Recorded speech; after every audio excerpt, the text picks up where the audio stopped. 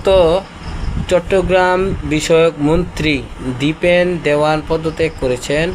আজ সোমবার প্রধানমন্ত্রী তারেক রহমানের কাছে তিনি পদত্যাগপত্র জমা দেন। প্রধানমন্ত্রীর প্রেস সচিব সালেহ শিবলি প্রথম আলোকে এই পদত্যাগের বিষয়টি নিশ্চিত করেছেন।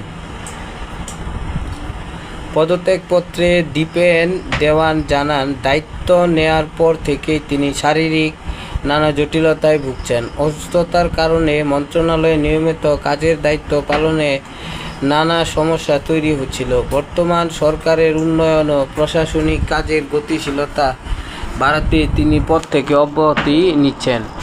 ৬৩ বছর বয়সী দীপেন দেওয়ান ত্রয়োদশ জাতীয় সংসদ নির্বাচনে পার্বত্য রাঙ্গামাটি আসনে বিএনপির প্রার্থী হয়েছিলেন।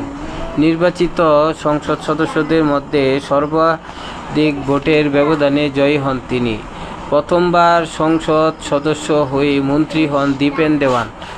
পার্বত্য চট্টগ্রাম বিষয়ক মন্ত্রণালয়ের প্রতিমন্ত্রীর দায়িত্বে রয়েছেন মীর মোহাম্মদ হেলাল উদ্দিন। ২০০৫ সালে যুগ্ম জেলা জজের চাকরি ছেড়ে দীপেন দেওয়ান বিএনপিতে যোগ দেন। ২০১০ সালে রাঙ্গামাটি জেলা বিএনপির সভাপতি হন। ২০১৬ সাল থেকে তিনি কেন্দ্রীয় বিএনপির ধর্ম বিষয়ক সহ সম্পাদকের দায়িত্ব পালন করেন।